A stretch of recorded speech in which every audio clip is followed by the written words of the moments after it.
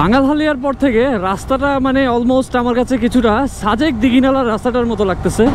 ও ভিউটা খুবই অসাধারণ লাগতেছিল যখন আমরা উপর থেকে নিচে নামতেছিলাম। সো এটা হচ্ছে রাজস্থলীর যে সীমান্ত সড়ক সেটা। অ্যান্ড এখানে দেখতে পাচ্ছি অনেকগুলো বাইকার দাঁড়ায় আছে। বাইকারগুলো দাঁড়ায় আছে কেন?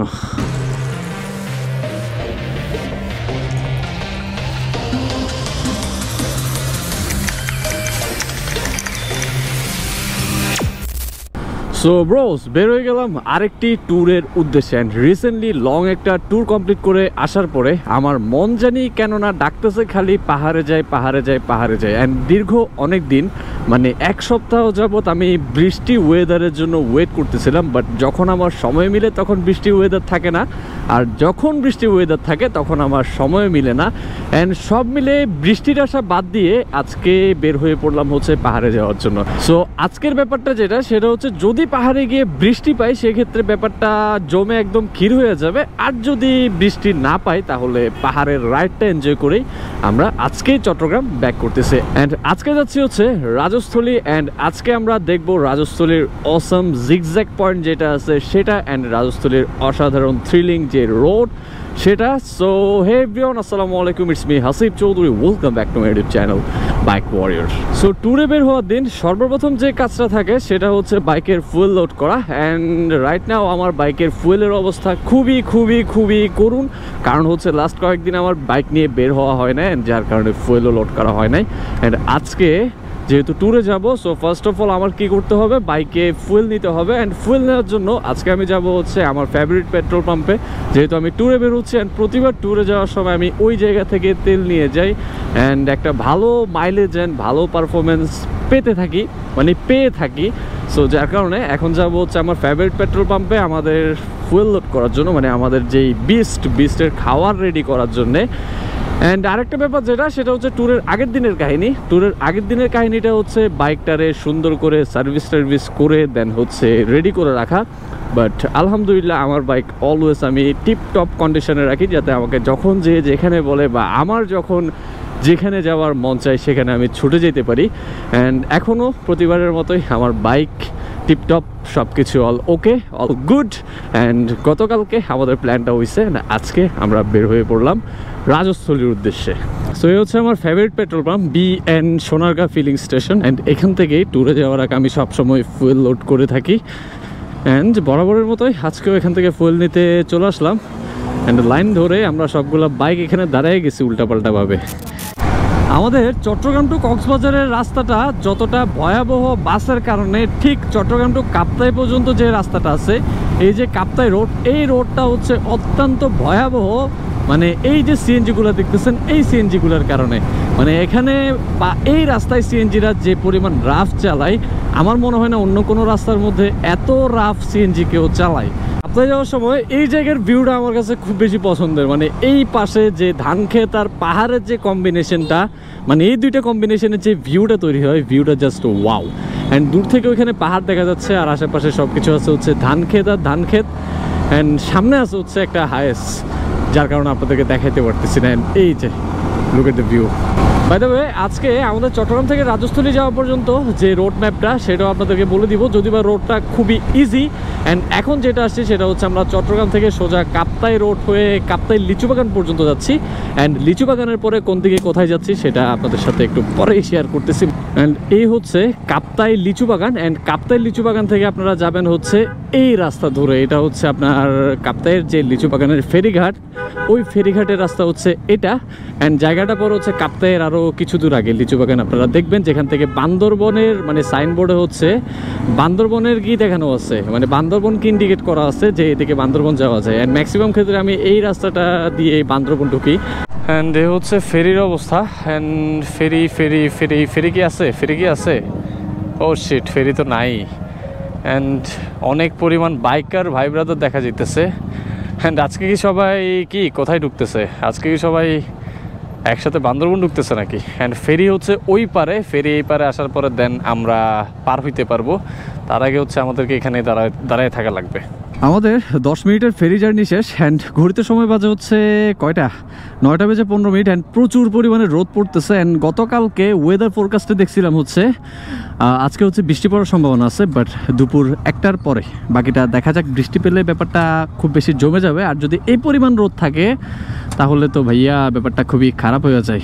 সো আমাদের ফেরি জার্নি শেষ, অ্যান্ড এখান থেকে আমরা ঢুকবো হচ্ছে কোথায়, রাজস্থলীর উদ্দেশ্যে। রাজস্থলী যাওয়ার বা রাজস্থলী ঢুকার রাস্তাটা আমাদেরকে দেখাচ্ছি সামনে গিয়ে।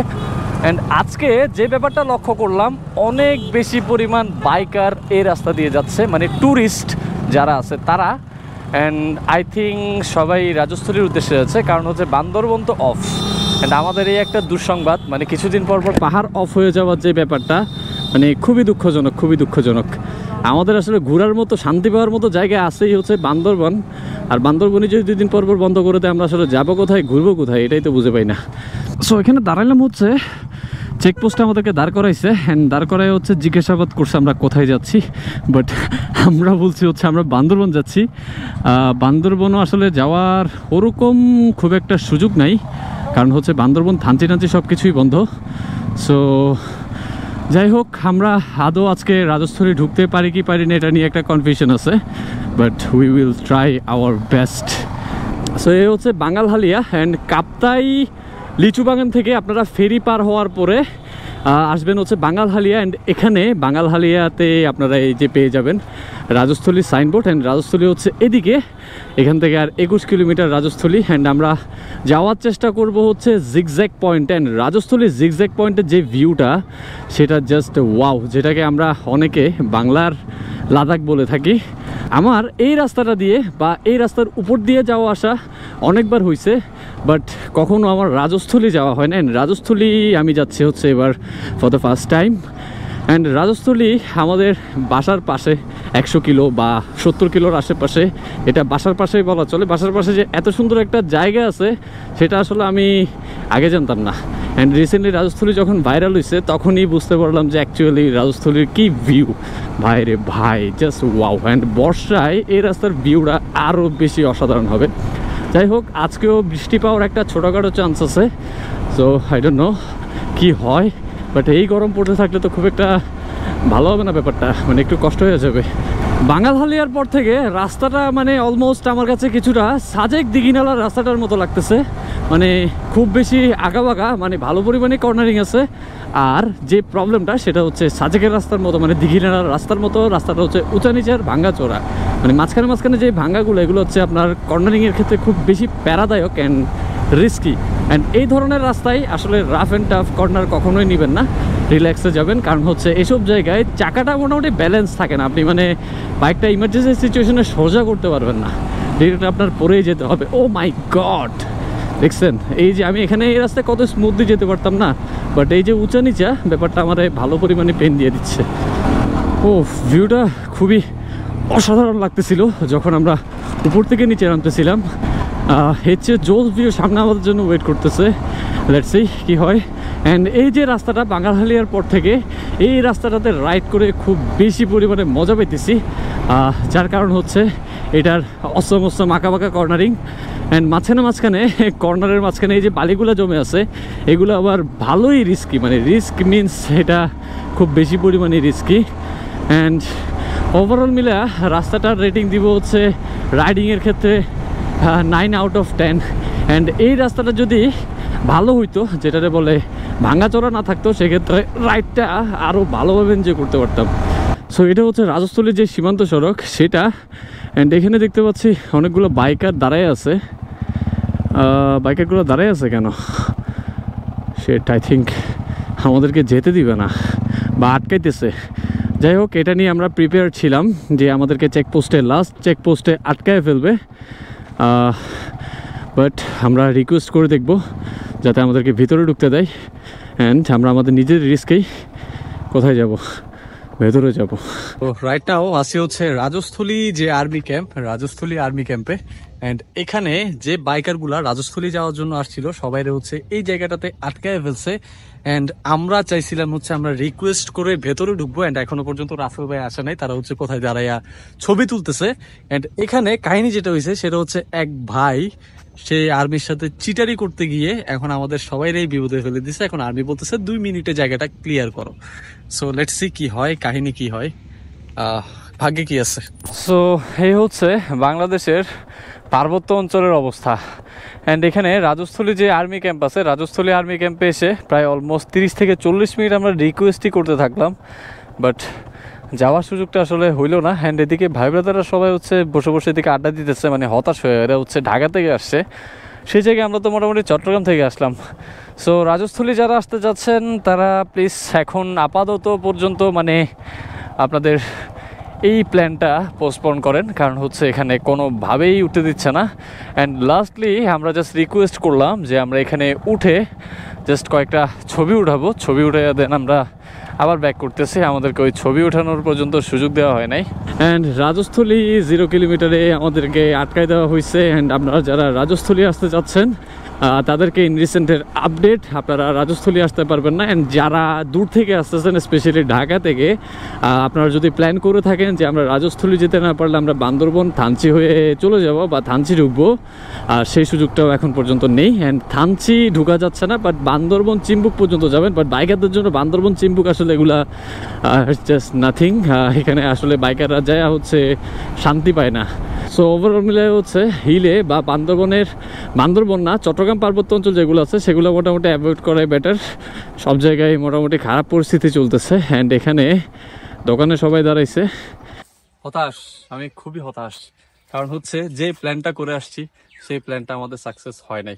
আমরা ট্রাই করছিলাম, মানে আমরা চিন্তা ভাবনা যেটা করছি রাজস্থলী আমাদেরকে ঢুকতে দিবে না, বাট আমরা রিকোয়েস্ট করে তাদেরকে বলে করে ঢুকতে পারবো কিছুটা হইলো। হতাশ, খুবই হতাশ করে দিল।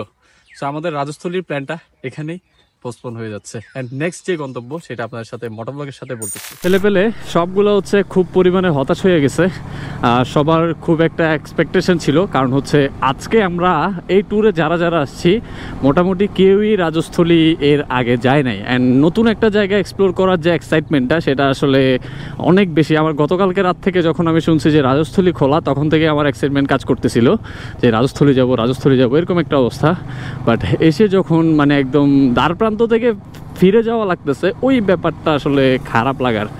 আসলে চাইলে এখানে সেনাবাহিনী আমাদেরকে একটু সেফটি দিয়ে যেতে দিতে পারতো। যাই হোক, এখানে আমাদের সেফটির জন্য আমাদেরকে যেতে দেওয়া হচ্ছে না। এখানে আসলে কাউকে কোনো দোষারোপ করার কোনো সুযোগ নেই।